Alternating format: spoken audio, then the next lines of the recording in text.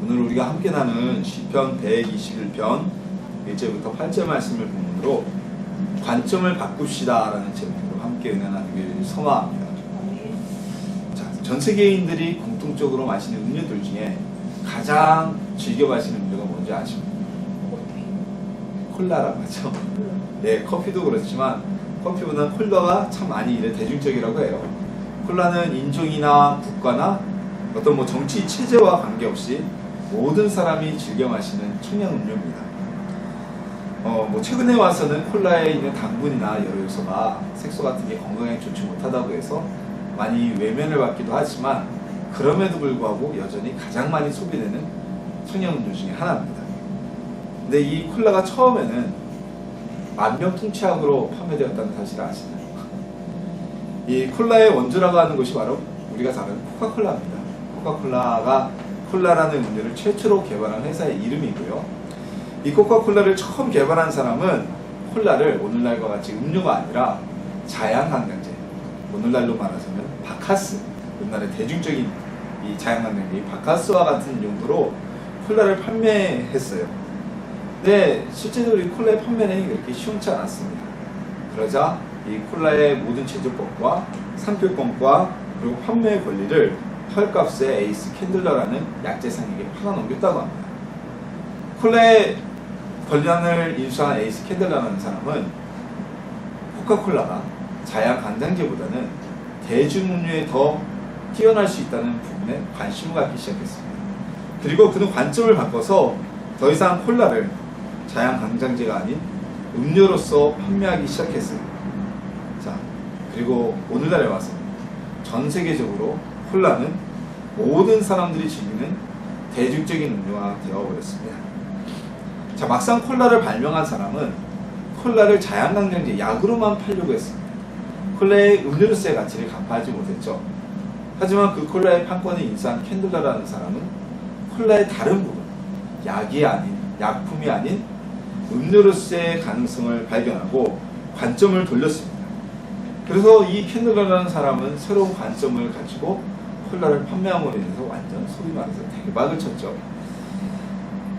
이처럼 우리가 무엇인가를 바라보는 관점은 매우 중요합니다. 관점을 어떻게 갖느냐에 따라서 콜라의 발명가였던 사람처럼 쪽박을 찾느냐, 누군가 쪽박을 찬 것을 가서 관점을 바꿔서 대박을 치느냐, 우리 인생에도 동일하게 적용이 될 수가 있어요.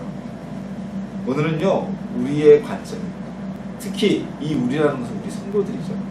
우리 성도들의 관점이 어디를 향해야 할지 함께 말씀을 나누고요. 우리의 관점이 그곳을, 성공을 향해 바뀌어지는 시간 되기를 예수님의 이름으로 축원합니다. 군대에서요, 유격훈련이라는 훈련이 있습니다. 아마 우리 전도사님을 비롯한 여성 성도님들은 잘 모른다고 해도 TV에서 막 밧줄을 타고 내려오고 이런 훈련 장면을 보셨을 거예요. 높은 탑에서 유격훈련을 하다 보면 낙하를 하거나 아니면 줄을 타고 레필이라고 하죠. 내려오는 훈련들을 꼭 해야 됩니다. 이때마다 조교들이 항상 하는 말이 있어요. 전방 앞에 먼 곳을 바라봐라. 절대 밑을 바라보지 말라고 얘기합니다. 그런데도 훈련병들은 본능적으로 발밑을 바라보게 되고요. 그런 두려움에 따라서 제대로 뛰어내릴 수가 없습니다. 그냥 밑을 바라보지 않고 저 먼 곳을, 높은 곳을 바라보면요, 겁없이 뛰어내릴 수가 있습니다. 이 원칙은요, 번지 점프를 할 때도 아주 동일하게 적용이 돼요. 제가 번지 점프를 2번 뛰어봤는데 아주 재밌습니다. 발이 떨어지기 전까지는 되게 두려운데 발이 딱 떨어지는 순간부터는 아주 짜릿해요. 네, 항상 옆에서 도와주시는 안전요원 있죠. 그분이 하시는 얘기가 있어요. 2번을 탈 때 2번 다 동일하게 먼 곳을 바라보세요. 발밑을 보지 마세요 라고 얘기합니다. 이유가 무엇이냐면요, 이 발밑을 바라보다 보면 제가 뛴 번지대가 30층 높이인가 그런 데서 뛰는 거였는데요, 본능적으로 자기도 모르게 발을 뛰는 순간 손으로 난간을 잡으려고 합니다. 그러다 보면 난간에 팔이 부딪히면 부러지거나 골절을 당하거나 심하게 다친다고 해요. 그래서 저 먼 곳, 아예 높은 곳을 바라보고 뛰어내리면 잡으려고 안 하기 때문에 안 다치고 안전하다고 하죠. 자, 사람은 본능 때문인지 위보다는 아래를 바라보고 살아가는 이런 경향이 있는 것 같아요. 그래서 우리 삶에 있어서도 현재 삶에 몰두하고 지금 나에게 있는 문제에 몰두하고 있는 것이 대다수 사람들의 관점입니다. 뭐 이것이 나쁜 것은 아닙니다. 왜냐하면 내가 가지고 있는 현재의 삶이나 문제에 몰두하지 못하고 저 먼 곳에 있는 것만 바라보면 정말 뜬구름 잡는 산 같은 허황된 삶을 살 수도 있기 때문이죠. 하지만 너무 지금의 삶에만 몰두하는 것, 그것이 바람직한 것은 아닙니다. 왜냐하면 그러다 보면 더 많은 것을 놓칠 수 있기 때문이죠. 자, 한 어린아이가 어느 날 길바닥을 보고 가다가 10,000원짜리 지폐 한 장을 주었습니다. 그래서 그 아이는 그 다음부터 길을 갈 때는 바닥을 보고 걸어가는 습관이 생겼다고 합니다. 또 10,000원을 주실 것 같아서. 어떤 일이 벌어졌겠습니까? 그 너무나 10,000원을 주는 경험이 강렬했기 때문에 바닥만 보고 걸어가다 보면 때로는 목적지를 지나칠 때도 있었고요. 사람들과도 부딪히기도 하고요. 어쩔 때는 신호 위반을 하고 들어오는 차를 못 봐서 다칠 뻔하기도 한 위기를 겪기도 했습니다. 바닥만 보고 지나가니까 모두가 겪어진 일이죠. 이 아이가 앞을 보고 넓게 보고 갔다면 그런 위기를 처하지 않았을 것입니다. 자, 10,000원을 준 경험 때문에 이 아이는 더 많은 것을 볼 수 있는 기회를, 그리고 더 많은 것을 누릴 수 있는 기회를 잃어버리고 위험을 스스로 가져오게 된 것입니다. 오늘 본문의 말씀은요, 이 시편을 지은 기자는 내가 산을 향하여 눈을 들리라고 고백하고 있습니다. 자, 오늘의 시편은 성전에 올라가는 노래라고 이렇게 소제목이 붙어 있죠. 이건 즉 성전에 예배드리러 가면서 부르는 찬양이다, 이 얘기입니다. 자, 왜 성전에 예배드리러 가는 사람은 땅이 아닌 산을 향하여 바라볼 것이라고 얘기해야 할까요? 왜 그럴까요? 자, 일단 산이라는 지형지물은 높습니다. 그리고 이 산이라는 지형물은 구약 성경에서는 하나님 임재와 하나님의 상징적인 모습을 보여줍니다. 예를 들어서 시내산에서 하나님이 임재하시고 그곳에서 모세를 만나셨죠. 그리고 그 이전으로 가자면 아브라함이 모리아 산으로 하나님께 제사를 드리러 갔을 때 하나님께서는 이삭이 아닌 그곳에 또 다른 제물을 미리 예비하시고 아브라함을 모리아 산 꼭대기에서 만나주셨습니다. 그리고요, 결정적으로 예루살렘 성전이 시온산 꼭대기에 있었어요. 그래서 이 산이라는 지형물은 하나님 임재의 상징이며 하나님의 상징이기 때문에 예배드리러 가는 자는 하나님을 보고 가야 된다는 의미를 담고 있는 구절이기도 합니다. 그리고 또 이 구절에서 또 하나의 의미를 찾자면요, 사람들이 살아가는 세상에, 즉 우리가 살고 있는 이 땅의 세상에 여기에만 집중할 것이 아니라 하나님을 바라보는, 하나님을 믿는 사람들은 이 땅보다 저 높은 곳, 즉 하늘나라를 바라봐야 한다는 의미를 담고 있는 구절이기도 합니다. 자, 성경에서 낮은 곳, 계곡은 산과 반대로 좋지 못한 의미로 많이 비유가 됩니다. 뭐 흰놈의 골짜기, 이거 아주 잘 아는 비유죠. 그리고 아골 골짜기, 굉장히 안 좋은 비유로 사용이 되는 것입니다. 그리고 예루살렘의 비유에서도, 예수님의 비유에서도 사마리아인의, 선한 사마리아인의 비유가 있죠. 거기서 보면 예루살렘에서 강도 만난 자는 여리고로 내려가다가 라고 되어 있어요. 여리고는 해변화 밑에 있는 저지대고요, 예루살렘은 높은 곳에 있었습니다. 즉 예루살렘이라는 성 자체가 상당한 고지 위에 있는 성이고요, 성전은 방금 말씀드린 것처럼 예루살렘에서도 또다시 높은 곳에 위치한 곳이 바로 성전이었습니다.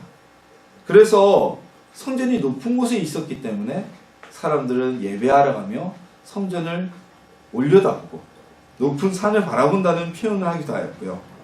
그리고 우리가 이 세상에 살아가지만 그리스도인의 눈은, 하나님의 백성의 눈은 언제나 높은 곳을 바라보아야 한다는 의미로 내가 산을 향하여 눈을 들리라라고 고백하고 있는 것입니다. 자, 우리는 늘 높은 곳, 하늘나라를 바라보며 살아야 됩니다. 이 땅에 눈을 두면 세상 사람과 다를 바가 없죠. 우리는 하나님의 자녀입니다. 하나님을 예비하며 하늘나라에서 살아갈 우리들은요, 그래야만 합니다. 우리 눈의 관점을 이 세상에만 두지 말고 저 높은 곳, 하늘나라에 두는 우리가 되길 예수님의 이름으로 축원합니다. 그렇다면 오늘 시편의 기자는 어떻게 해서 이 높은 곳에 자신의 눈을 둘 수가 있었을까요? 이 시편의 기자는 하나님이 자신의 도우심임을 믿고 있었기 때문에, 알았기 때문에 내가 높은 곳을 향하여 눈을 들리라라고 고백할 수가 있었습니다. 본문 3절에서 9절까지 보면요, 3절부터 끝째까지는 하나님이 우리를 어떻게 도우실 것인지를 찬양하고 있습니다. 이 구절을 보면 하나님은 졸지도 아니하시고 24시간 그의 백성을 지키실 것이고, 그리고 어떤 위기도 그 백성의 영혼을 행하지 못하게 하실 것이고, 그리고 어디에 가나 영혼부터 영혼까지 그 백성이 출입하는 것, 오고 가는 모든 것을 지키실 것이라고 찬양하고 있습니다. 자, 시편의 기자는 하나님의 도우심을 이처럼 찬양합니다. 어떻게 그럴 수 있었을까요? 아마도 이 시편을 지은 누군가는 이름이 남겨져 있지 않지만 그 사람은 위기 속에서 하나님의 도우심을 경험했던 사람이었기 때문일 것입니다. 자신이 고난 가운데서 하나님의 보호하심, 죽음의 위기 가운데서 도우시는 하나님을 체험했기 때문에 24시간 나를 도우시는 하나님, 우리의 환난 가운데서 나를 지키시는 하나님, 낮의 해와 밤의 달이 해치 못하도록 오른편에서 지키시는 여호와 하나님을 찬양할 수가 있는 것입니다. 이것은요, 경험해보지 않은 사람이 말할 수 있는 얘기가 아닙니다. 만약 하나님의 도우심을 경험하지 못한 사람이 이야기한다면 정말 의미 없는 고백이죠. 제가 군대를 가기 전에도, 이제 군대를 좀 늦게 갔습니다. 26살에 입대를 했는데요. 지금도 그렇지만 제가 밀리 분야라고 그러죠. 군대 쪽 문화에 관심이 참 많았어요. 그래서 군대 가기 전에도 군대 문화라거나 우리나라의 편제라거나 이런 게 관심이 많아서 막 군대를 갔다가 휴가 나온 애들하고 친구들하고 얘기를 하고 그럼 같이 끼었는데, 어느 날 제가 입대하기 직전에 만났던 친구 하나가 그러더라고요. 그 친구가 군 생활할 때 아무 말 하지 않았어요. 자기는 제대하고 이제 저는 입대를 하는데, 저를 보더니, 야 경산아, 솔직히 말하는데 내가 휴가 나왔을 때 네가 막 군대 얘기할 때 정말 우스웠다. 경험해보지 않은 건 모르는 거야. 이제 가서 경험해봐. 그래서 제가 그 얘기 띵 했습니다. 그리고 제가 이등병을 달고 입대한 순간부터 아는 것과 경험하는 것은 다르구나. 정말 느꼈어요. 군대를 갔다 오지 않고도 내 군대가 어떻고 뭐 야간에 뭐 접어받으면 어떻고 어떻게 맞고 다 소용없더라. 내가 경험해봐야 그것이 이야기를 나눌 때 하나가 될 수 있고 진정한 고백이 나올 수가 있는 거죠. 하나님을 경험했기 때문에 이 시편의 기자는 고통 속에서 정말 이런 하나님을 만났기 때문에 이 고백이 나올 수가 있었던 것입니다. 따라서 우리가 하나님을 향하여 관점이 변화되려면, 눈이 이 땅이 아닌 하늘나라를 바라볼 수 있으려면 고통 가운데 우리를 도우시는 하나님, 24시간 우리를 지키시는 하나님, 그리고 영혼부터 영혼까지 우리의 영혼을 지키시는 이 하나님을 체험하는 경험이 필요합니다. 우리가 아는 것은요, 아는 것만이 아닌 진정한 내가 경험했을 때 내 경험이 되는 거죠. 경험이 없이 아는 것만 많습니다. 요즘에는 더군다나 지식산업이 굉장히 발달했죠. 예전에 그런 얘기를 합니다. 예전에 10년 동안 배울 것을 요즘은 1년 안에 모든 사람들이 다 익히게 된다. 왜냐면 인터넷 문화가 발달되어 있고 인터넷에만 치면 많은 지식이 방대하게 오기 때문에 이제는 더 이상 지식의 양으로 그 사람의 능력을 평가하는 것이 아니라 자신이 가지고 있는 지식과 정보의 양을 어떻게 활용하느냐가 뛰어난 능력자라고 얘기들을 해요. 불과 20년 전만 하더라도 그가 가진 지식의 양이 곧 능력이었거든요. 이렇게 지식이 많은 세상에서 성도님들도 마찬가지입니다. 과거에는 목사님들이, 전도사님들이 해주신 성경 말씀만 듣고 그것만으로 아멘, 아멘하고 믿는 분들이 많았어요. 근데 요즘에는요, 평신도 분들도 신학하시는 분들 참 많아요. 사실 저는 이제 평신도 분들이 신학하시는 거에 대해서 그렇게 긍정적으로 보지 않는데, 왜냐면 성경 공부가 아닌 신학이라는 부분은 학문적인 부분으로 나가기 때문에 학문은 어쩔 수 없이 변증법적인 방법을 취해야 되고, 그러다 보면 하나님의 존재를 부인하는 것부터 시작해야 되잖아요. 하나님이 이래서 계신다, 부인하는 질문에 대답하다 보면 우리가 아는 이 순수한 신앙과 믿음과는 조금 다른 영역으로 나갈 수가 있어요. 목회자들은 그에 대한 답변을 해야 되니까 하지만, 자, 그 정도로 많은 지식이 있습니다. 교회 내에서 성경학교도 과거와 같이 뭐 창세기의 어떤 내용이 이 정도의 수준을 뛰어넘죠. 거의 뭐 개론서 2장의 수준의 지식을 나누고 있는 사회예요. 교회도 그래요. 그러다 보니까 우리가 많이 신앙생활하면서 하나님에 대한 경험보다는 지식이 많은 경우가 더 많습니다. 아이들이 그러죠. 얘들아, 옛날에 저도 그랬지만 어르신들이, 유교를 겪으신 어르신들이, 야, 6.25 때는 이것도 없어가지고 끼니도 굶고 막 그랬어. 그럼 제 또래 아이들이 그랬다 그러죠. 왜 그래? 라면 끓여 먹으면 되지. 알아요.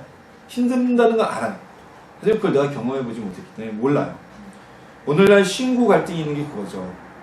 연세 드신 분들은 옛날에 그 고통의 세월을 다 겪어왔고, 제 세대만 하더라도 IMF라는 그 고통의 세월을 겪어왔습니다. 근데 요즘의 젊은 층들은 그런 고통을 겪지 못해요. IMF 들어만 봤죠. 70년대 산업화 사회에서 정말 10만원 받고 월급도 못 받고 기술만 배우고 살던 그 시대를 듣기만 했지 경험하지 못했기 때문에, 그 시대를 경험하셨던 분들은 요즘 젊은이들을 보면서 왜 그것도 못 이기냐, 니들이 얼마나 풍성한데라고 얘기하고, 그 고통을 경험해보지 못하고 지식으로만 알고 있는 요즘 젊은이들은 그때 얘기하지 마세요. 우리는 우리 나름대로 힘들어요 라고 이야기를 하는 겁니다. 요즘 젊은이들이 공감하지 못하는 게 그거예요. 지금 그때 여러분들이, 어른들이 고통스럽다고 해봐야 오늘날 우리만큼 힘들겠습니까? 경험해보지 못하고 지식만 알기 때문이죠. 우리가 죽음의 위기를 겪고 고통 속에서 하나님에 대한 경험을 하지 못한다면 우리의 관점은 절대로 변화할 수가 없습니다. 그냥 이 땅에 머물러 있을 수밖에 없어요. 왜요? 그 하나님은 머릿속에서만 아는 하나님이기 때문입니다.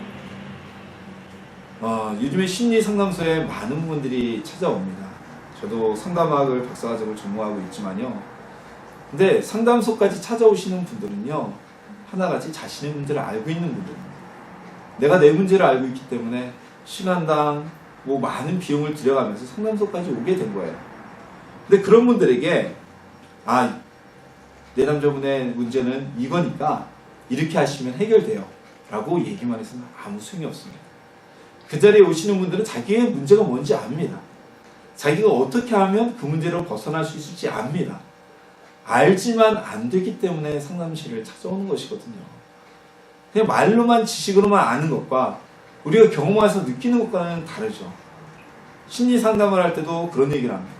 그래서 알려주는 것이 아니라 경험할 수 있도록 해줘라. 하나님을 만나는 우리의 경험도 이 은혜 하나님, 지키신 하나님, 우리의 관점이 산을 바라보고 우리를 도우시는 그 하나님을 바라보려면 우리의 위기 속에서 우리를 도우시는 하나님을 체험해야 되는 것입니다. 경험해야 되는 것입니다. 모르면서 안 되면 차라리 나요. 알고 있는데 안 되는 것만큼 괴로운 것이 없어요. 나를 도우신 하나님을 아는데 하나님의 도움이 없는 것처럼 느껴질 때, 위대하신 하나님을 내가 아는데 그 하나님이 나를 외면하는 것처럼 느껴질 때, 그것만큼 힘든 것은 없지요. 이처럼 우리가 삶의 관점을 바꾸는 것은요, 나의 노력, 나의 힘, 나의 정신 수양, 의지만 가지고 되는 것이 아닙니다. 이것은 내가 체험해야만 되는 겁니다. 우리는 하나님을 그래서 만나야 돼요. 아멘. 하나님을 만나지 못하면 위기와 고난 속에서 그냥 그 위기와 고난에 짓눌려 있거나 우울감에 빠져 있다가 도움과 보호자 되시는 하나님을 체험하지 못합니다. 우리에게 오는 역경과 고난이, 연단이 우리에게 주는 가장 큰 선물은 하나님을 경험하게 한다는 것이죠. 어떤 하나님이요? 우리를 도우시는 하나님입니다. 자, 우리가 좋으신 하나님은 마음껏 경험할 수가 있습니다. 좋은 일이 있을 때, 좋으신 하나님 감사합니다. 우리가 평안할 때 우리를 평안하게 하시는 하나님, 좋으신 하나님 감사합니다. 많이 경험할 수 있어요. 하지만 이 역경 속에서 우리를 도우시는 하나님을 만날 수 있는 기회는 우리 인생이 많지 않습니다. 그 기회가 계속되면 사람은 살 수가 없어요. 어떻게 사람이 고난 가운데서 계속 살 수가 있겠습니까? 근데 이 고난 속에서 하나님을 내가 체험한다면, 도우시는 하나님을 경험한다면 그보다 더한 선물은 없습니다. 근데 그 위기 속에서 고통과 절망 속에만 있다가 우리를 도우시는 하나님을, 보호자 하나님을, 우리를 지키시는 하나님을 만나지 못한다면 그곳에는 정말 헛고생이 되어버리고 마는 것이죠.